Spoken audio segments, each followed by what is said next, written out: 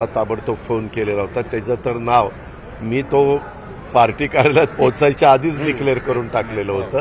हे सगळ्यांना माहिती आहे. पण ठीक आहे,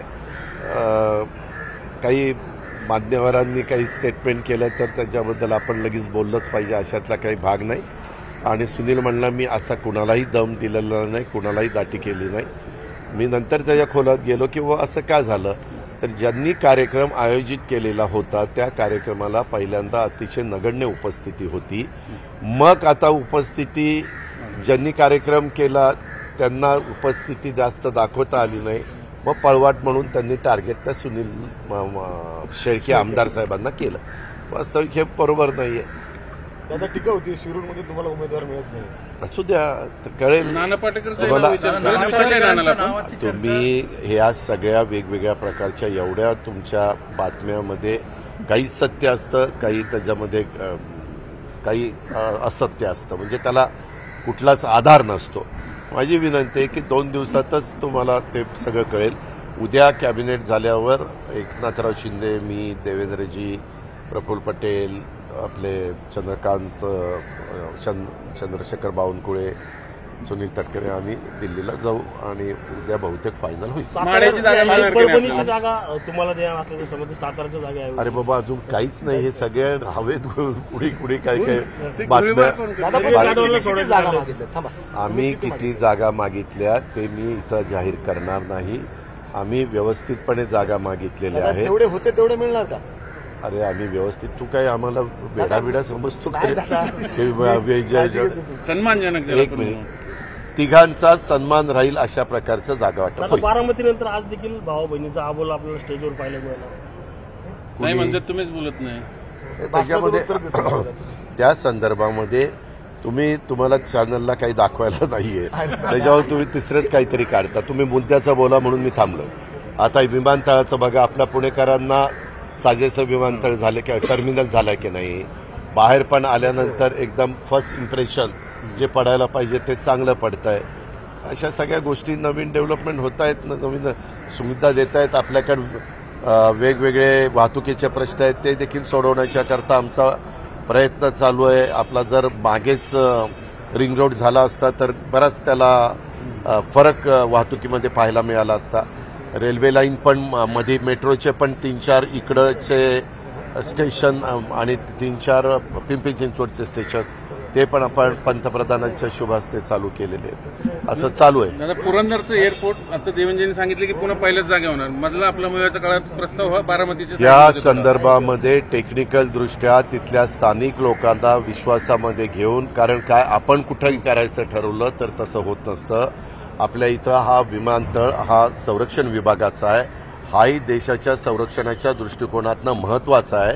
त्याच्यावर इथलं टेक ऑफ, इथलं लँडिंग, तिकडं होणारं टेक ऑफ, तिथलं लँडिंग, इथं ज्यावेळेस त्यांचं प्रॅक्टिस चालू असते त्यावेळेस नॅशनल इंटरनॅशनल फ्लाईटला कुठल्याही प्रकारचं ज्याला परिणाम होणार नाही, ह्या सगळ्या गोष्टी पाहाव्या लागतात. आणि त्याच्याबद्दलच्या सगळं ईस्ट कुठं, वेस्ट कुठं, साऊथ कुठं, नॉर्थ कुठं, असं हे सगळं बघून ते करतात. आपण काही ठरवून नाही इथंच पाहिजे विमानतळाचं, तसं होत नाही. बाकीच्या बऱ्याचशा गोष्टी त्याच्यामध्ये टेक्निकलदृष्ट्या पाहाव्या लागतात आणि ते पाहूनच निर्णय होईल. पाहून म्हणजे पाहिलेलं आहे, पण आता त्यांनी सांगितलेलं आहे की तुम्हाला या 2 पैकी इथंच करावं लागेल.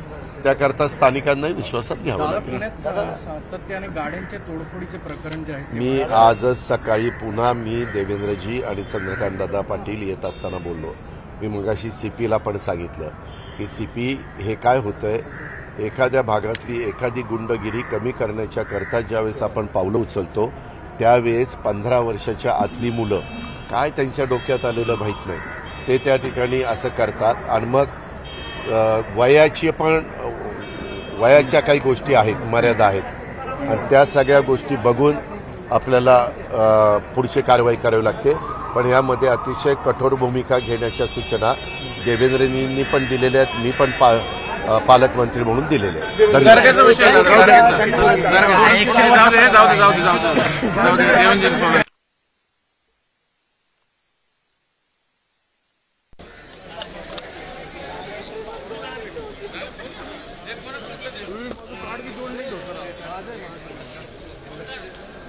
भेटला ना बाई.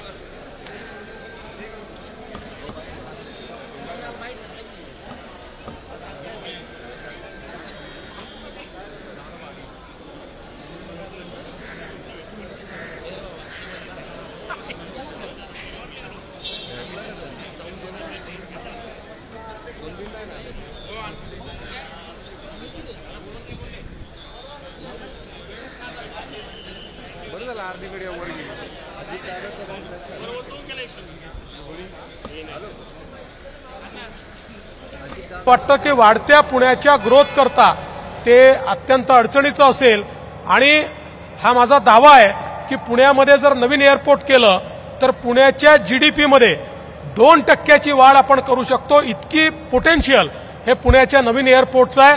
त्यामुळे निश्चितपणे अजितदादा असतील, चंद्रकांतदादा असतील, वळसे पाटील असतील, आम्ही सगळे मिळून हे एअरपोर्ट लवकरात लवकर कसं होईल या संदर्भातला प्रयत्न करू. आजच्या या दिवशी पुन्हा एकदा पुणेकरांच्या माध्यमातून मोदी साहेबांचे, माननीय प्रधानमंत्री महोदयांचे मनापासून आभार मानतो. हे एअरपोर्ट पुणेकरांना लवकरच डेडिकेट होणार आहे.